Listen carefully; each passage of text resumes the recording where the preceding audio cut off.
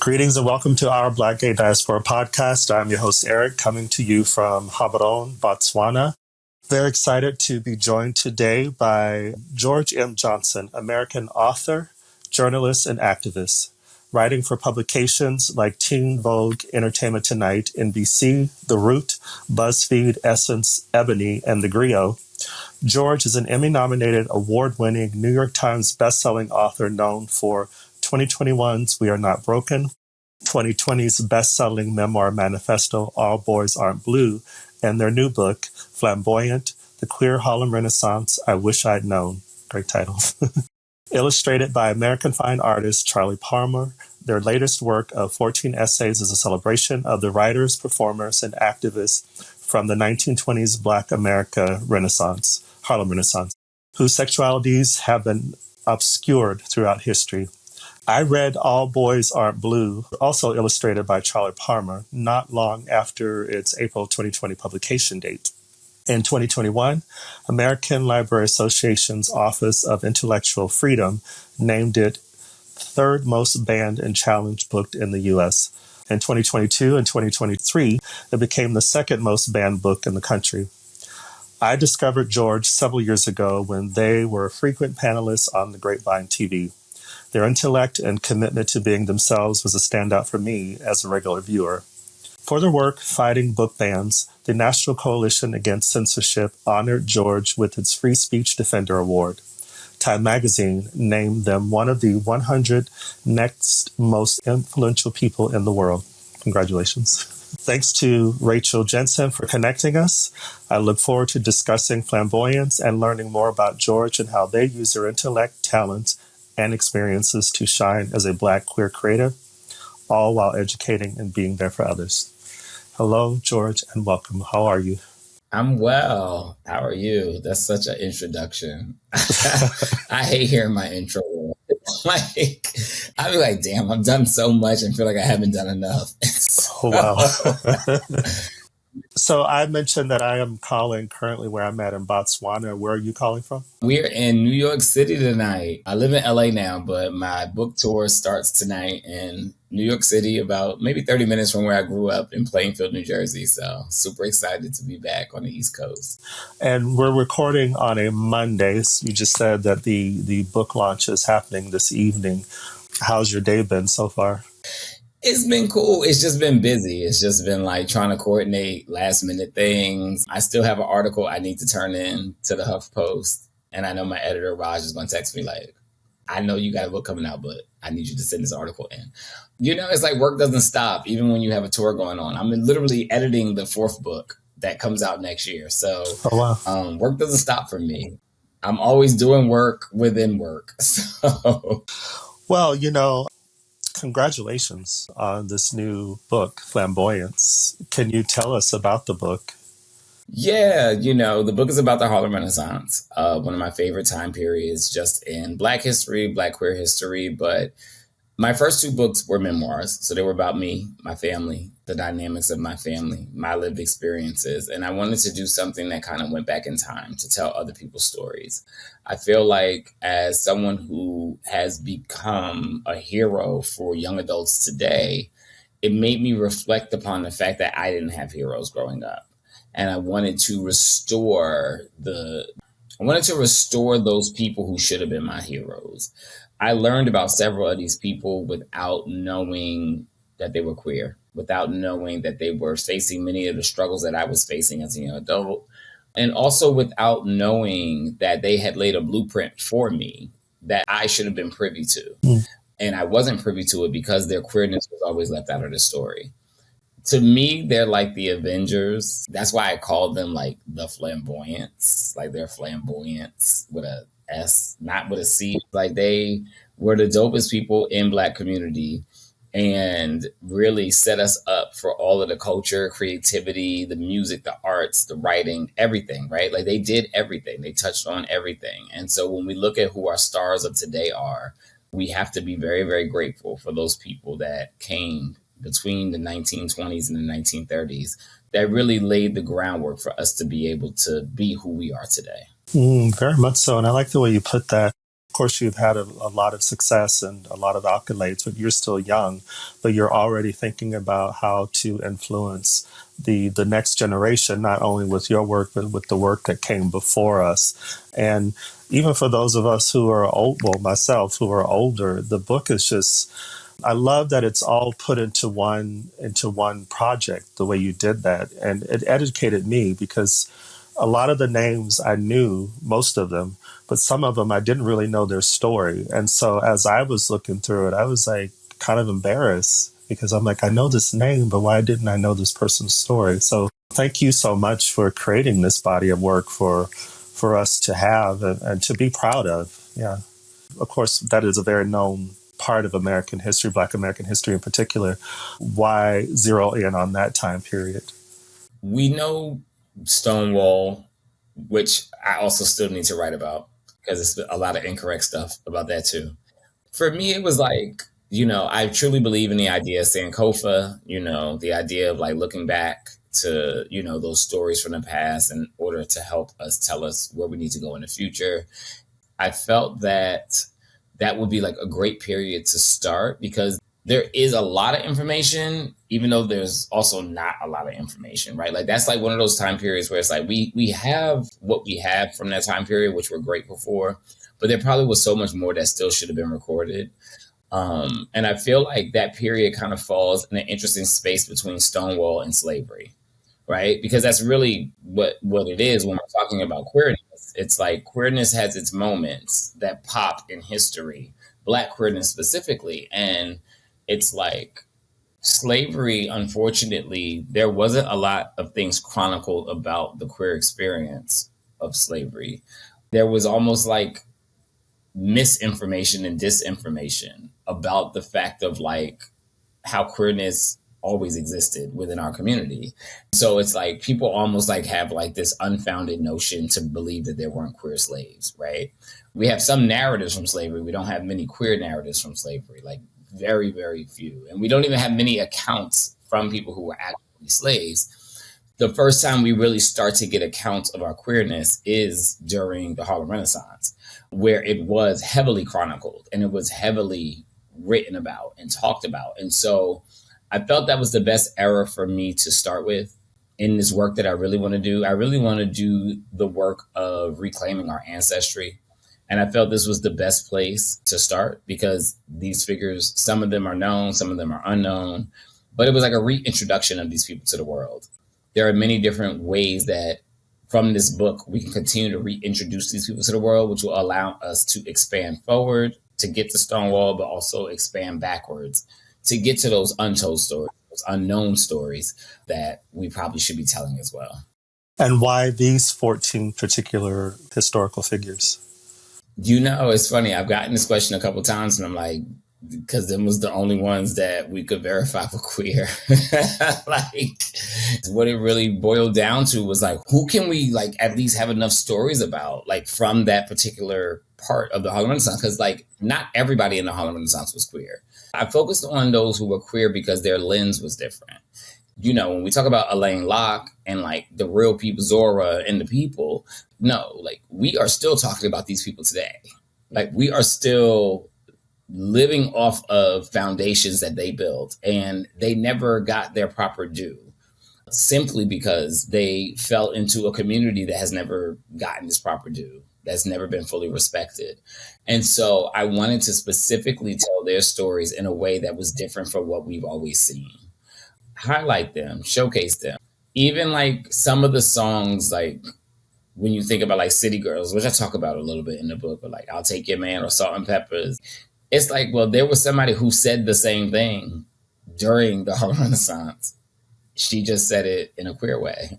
Right. So it's like there's historical precedence, even like I'll Take Your Man, right? Like songs like that. And so I thought that was like really, really dope, like to connect like something from like 80 years ago to show the freeness that existed. What I think adds more power to it is that you use your own personal narratives in it. Why did you do that? I felt it was important because I could have just wrote like a straight biography, right? Like I could have did it in a biographical way that didn't include my feelings, my thoughts, my story. But I felt that one of the most important tools in healing people is in telling our personal story too, and telling like, this connects to me in this way, which I hope then connects to you in this way. And so I always feel like, as a person whose life on earth is to be a vessel, that being a vessel means I'm not just telling other people's stories. I have to, in many ways, also share my story within their story. My next book that I'm working on is a fiction book, but there are parts and elements of the character that are parts of my story that I've never told. Now, people who read it may find the character dynamic and all of these beautiful things, but they'll never know that that's actually me getting something out that I never was able to say. I guess I think about that when I'm intersecting and weaving my story within their stories, because I do think that's the best pathway forward when you're creating a blueprint. This is what this particular group of people went through. This is how it connects to me, with the hopes that when you now see me, that I'm connecting to you. And then that's how legacy continues. And that's how we do the connective threads that we need to do, especially as Black queer people, because our story is oftentimes maligned with inaccuracies about where we started. A lot of times it's like, well, y'all just came out of nowhere. All of a sudden now everybody queer. And it's like, well, no, we've always existed.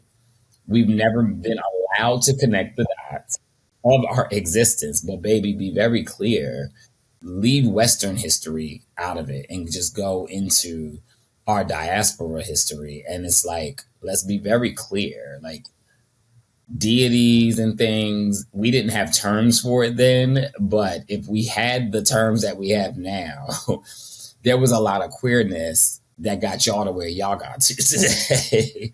Even if y'all don't respect it as straight people, it didn't just come out of nowhere. And no, we were not buck broken into queerness. Like, they had laws against queerness in the 1500s in like England. I'm like, you don't have laws against something that don't exist already.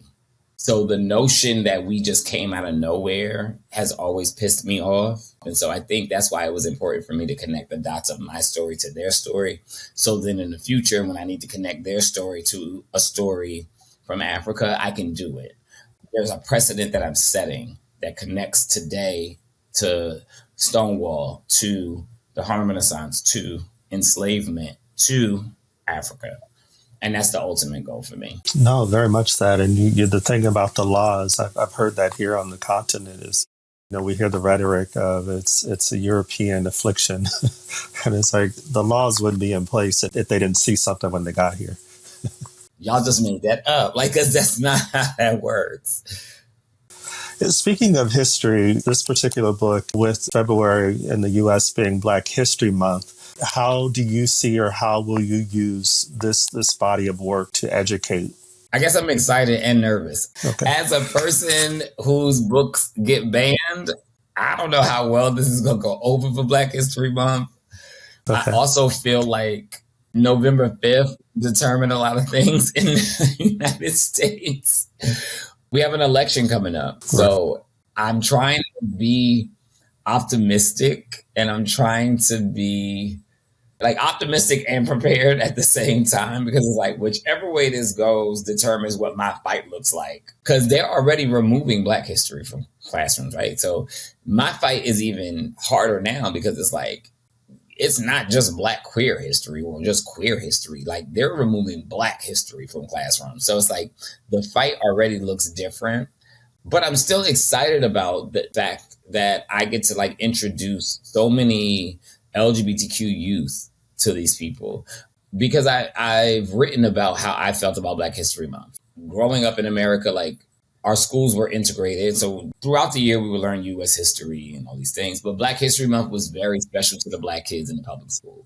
It was us all over the walls. It was our faces. It was our stories being told that whole month. Like I said, it was like Christmas for Black people in education. I think I said that in All Wars. It felt like Christmas for Black folks.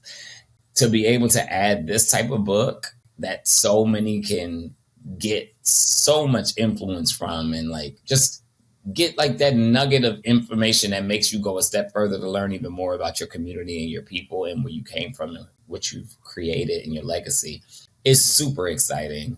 A lot of authors don't make it to 3 books, I heard. So I am also excited just to be like in that space where it's like, oh, now it's book 3. Like, it's serious now. Like, and you got to keep going. Then that's when you start to get into Toni Morrison, Maya Angelou land, the Terry McMillan, Elin Harris. Like, I feel like the book 3 is giving me a different feeling of like, oh my God, I'm really like an author. Like, I write books for a living, and that's kind of cool. So makes me super excited about Black History Month, but also like nervous because like who knows what the state of the country will be there in that time. Just say real quickly, you said nuggets. I'll say for myself reading it, I got information and then I was like, all right, I need to know more about this person before I go on to the next one. So I like the way you put that. I was aware that my brain was a sponge and I was like, I need more. It was a tough decision to make it an introductory text. I say that to say like, even I question like, is this too short? But I really wanted it to be digestible. And I wanted it to be, like you said, that inspired you to go and do more work. It inspired you to look more into these people without me just like laying it out in a biographical way. And unfolding, I'll say, you talk about like maybe having some concerns around the book and around Black history and about the elections in the US, but you have a background which came out in All Boys Aren't Blue and interviews I've seen of you, of this fortitude, of this commitment, this determination to stand your ground, to make sure that, first of all, you're being authentic with yourself and you're encouraging others to do the same. If it's okay just to kind of touch on All Boys Aren't Blue, because as I mentioned in the intro, I read that book because, I knew when it was going to come out. Great piece of work. I was surprised when I first heard that it was on a ban list, but when I saw you in interviews, in particular when you were interviewed by Tamron Hall, and you said you weren't surprised. Can you explain why you weren't surprised? I had told my team, this was probably a year before the book had even came out. I was like, this is going to get banned. It was because Nick Stone's Dear Martin and Angie Thomas's The Hate U Give had started facing challenges in Texas. And then the 1619 Project also started facing like small challenges here and there.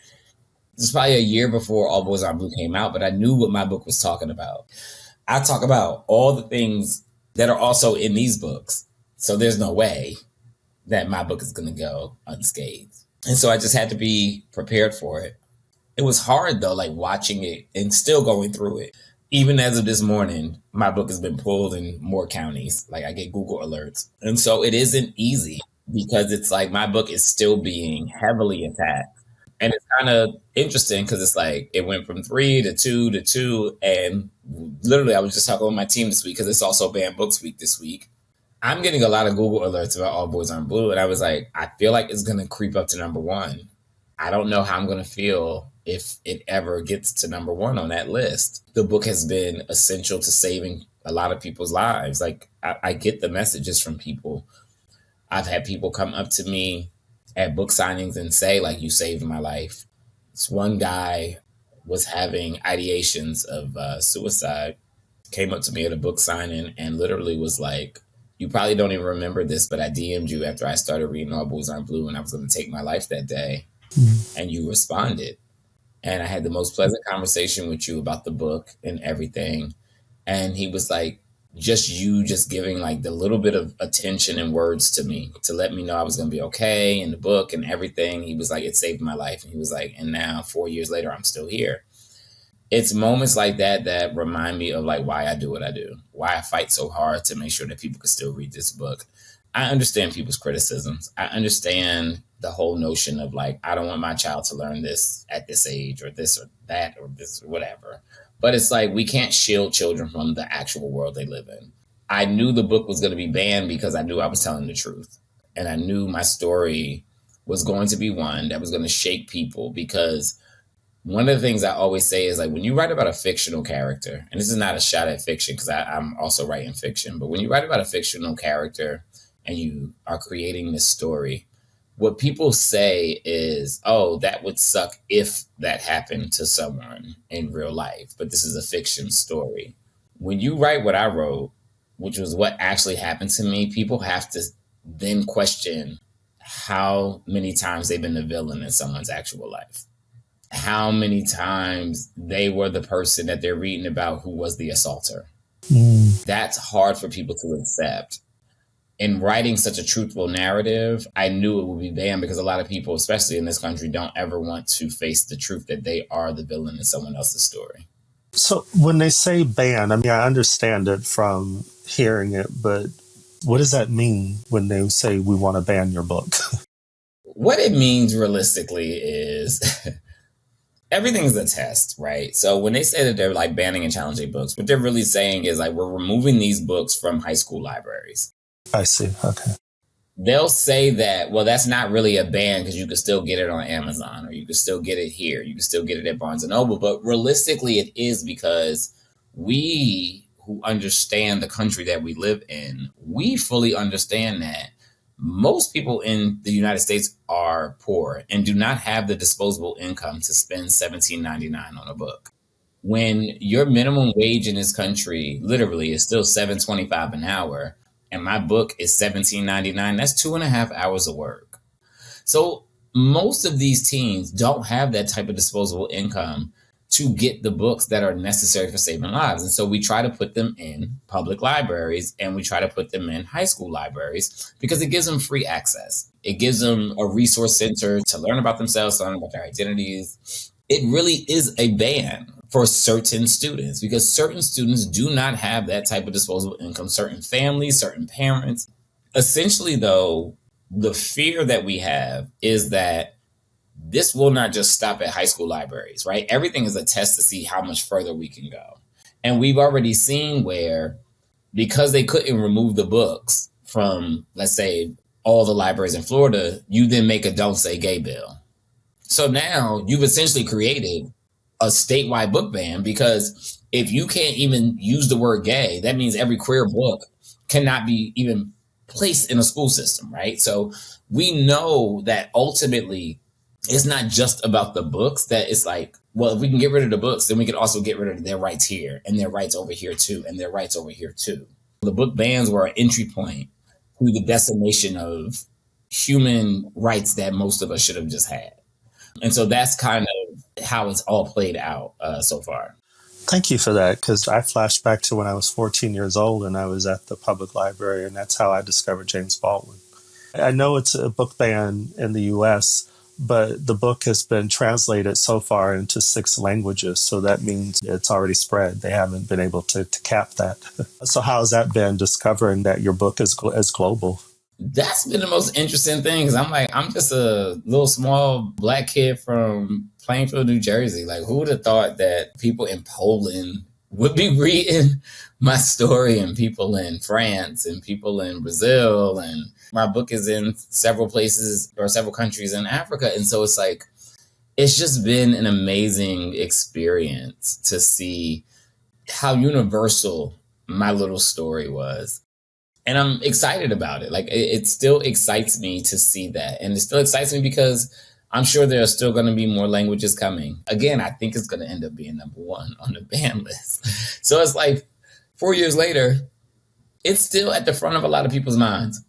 And I'm appreciative of that, and appreciative of how many people are still feeling seen and feeling heard and feeling recognized with the book. It still has so much room to grow. And I hope that it continues to be a beacon of light in what feels like a lot of darkness at times. And I'm super appreciative of it, especially across the world, because that was the unexpected thing. You know, we were talking, of course, about your literary works, but when did you discover your gift for writing? That's a good question. My mother says I was 13. I went to school, though, for finance because I was a math whiz. I love math, love numbers, love statistics, love all of the things. I worked as a CFO before I finally decided I was going to be like a full-time writer. Oh, wow. But my mother says I was around 12 or 13, made a statement to her about being a writer. And she said she never forgot it. She was like, even if I had forgot it for a little while, she was like, when I finally made a decision, which was around 28, that I really, really wanted to start writing. She was the one who was like, well, I always knew it was coming. We just didn't know when. I think it's something that's always been with me. I've always been a great essay writer. I've always been a pretty good public speaker, even in college.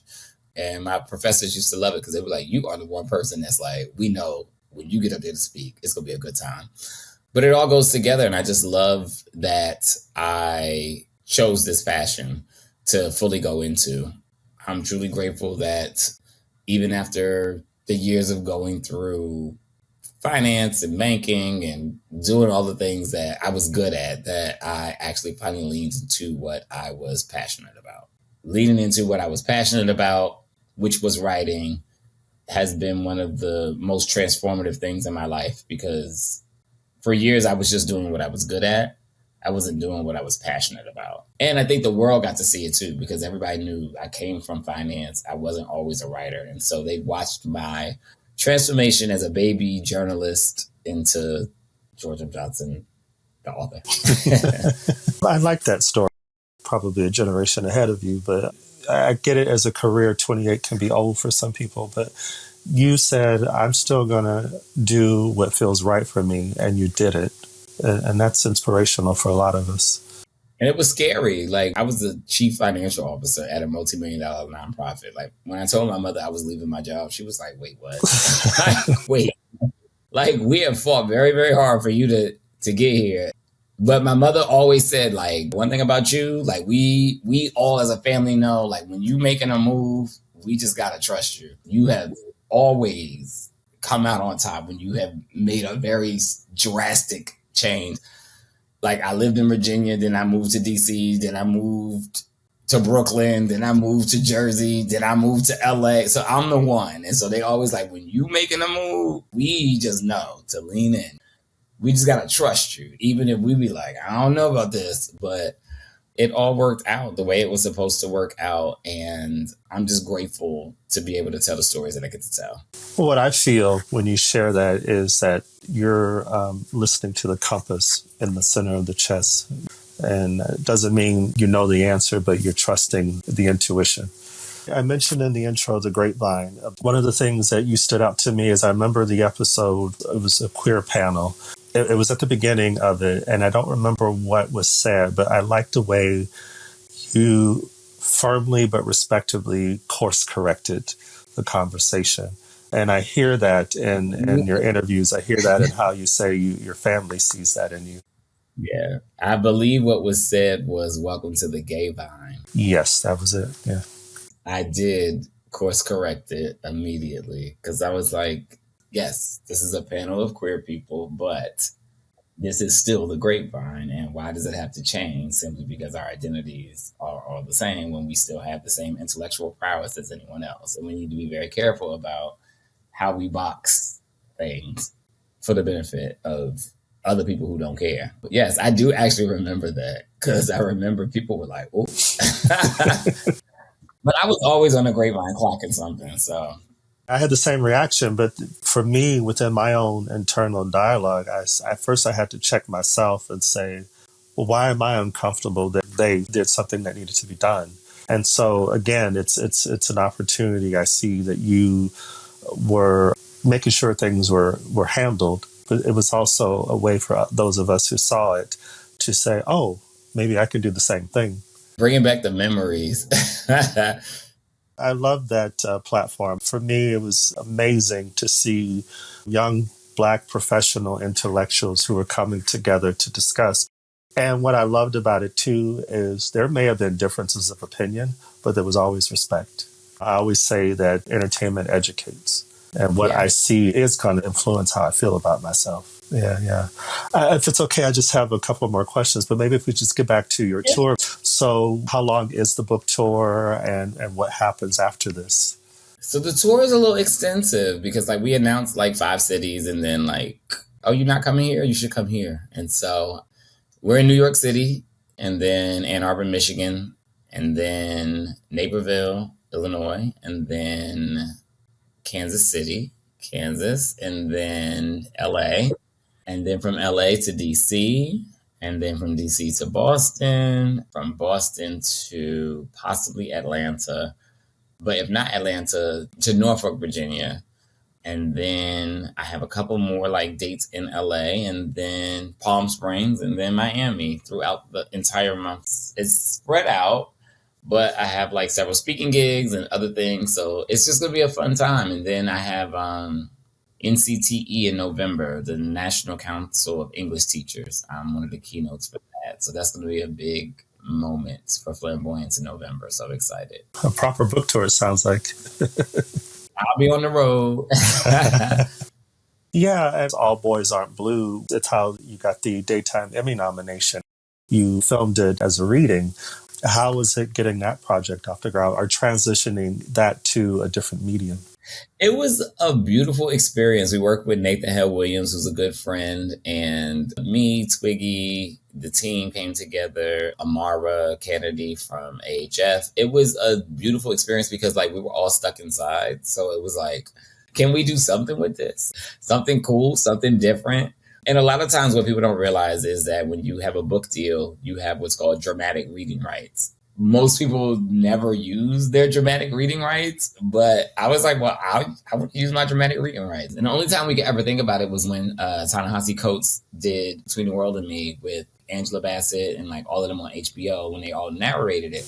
But most authors rarely use their dramatic reading rights. And we were like, that might be something cool for Black History Month. Like, let's do it. And so the project just came together really beautifully with, Delon and Bernard and Tommy.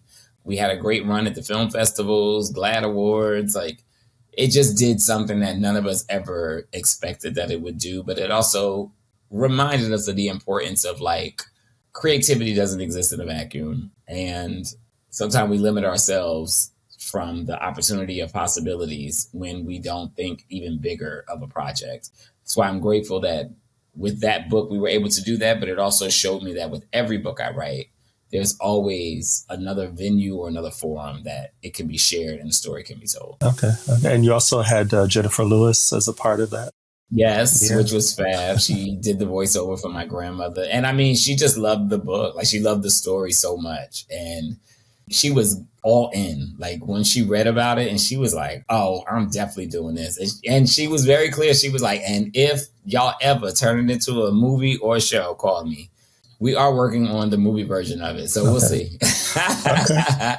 What's rolling around in my head is Flamboyant. Will that be transitioning? Yes, we have had some great meetings for Flamboyants. I'm super excited about some of the ideas that we have come up with for it. We have done a disservice to certain parts of our story. Like, we just don't have enough of it. Harlem Nights should not be the last reference of Harlem that we have. And we have the show The Godfather of Harlem as well. But it's like, when we want to get into the Harlem Renaissance and like the people who were like those pivotal icons, we haven't done it. And it's time. The new Negro will be 100 years old next year. All of the pioneers of the Renaissance. And it's like, it'll be 100 years old next year. Yes, let's do it. Let's tell their stories. We have some of the most talented actresses and actors who can easily fall into these roles and bring them these pivotal people to life. So it's a very exciting time, I think, for Flamboyants and just exciting. Yeah, like I mentioned, I really was, I'm so excited to have been able to have this conversation with you and hopefully in a small way to promote your works, which I'll definitely do. Great writer, great presenter, all that good stuff. I always end with asking if you have any final thoughts or insights. Any final thoughts or insights? The world is a tough place. Just try to be kind to each other. The United States every 2 years and 4 years becomes a very, very, very, very hard place to be. How we as a country have decided that elections should happen. During these periods, it can just feel heavy. You feel like you're living in the unexpected and you're living in the unknown. So just try to be kind to others and be kind to yourself during these times. If you got to shut off the news, shut off the news. It's okay. Thank you for that. And where can we engage with you online? My social media handles are I am GM Johnson. That is on TikTok, on Instagram, and on Twitter. I'm not calling it stupid app X on Twitter. If you want to find me on Facebook, it's George Matthew Johnson Garcon. because I am a part of the International House of Comme des Garçons. If you see my name, you like, what's this garçon at the end? Just know it's me. I forgot to mention Harper's Bazaar. You were featured there too. That was a fun experience. It was my fight against censorship. Like, I think that's part of it though. Like, I've never expected that like my life would be this way. Like, being an author, being a writer, I was ready for. I don't know if I was ready for like what would come with like Harper's Bazaar, Time Magazine, influence in the world, because I'm fighting censorship and trying to like be this person. And it's like, you grow up looking at people like that. I grew up reading about Angela Davis and reading about Baldwin and reading about Nikki Giovanni and Toni Morrison and all these people who were just like the defenders of us, the defenders of culture, the defenders of all these things. And then you become those people. And it's like, oh, I feel like before I became that, I used to wonder what they felt like being that. And then in becoming that, I was like, I don't be thinking about it. I be thinking about lunch. Like, I really be thinking about sleep. I be thinking about lunch. I be thinking about all kinds of things that have nothing to do with me defending the freedom of the rights to read. And it just reminds you that history sometimes just happens. Like, people aren't necessarily chasing it. Yeah. It just sometimes happens. And when you're called upon, that you just got to show up for it. Thank you for spending time with us. If you enjoyed this episode, please rate, comment, and subscribe. Share with your friends too. You can also follow us on Instagram at Our Black Gay Diaspora and on Twitter at BLK Gay Diaspora. Until next time.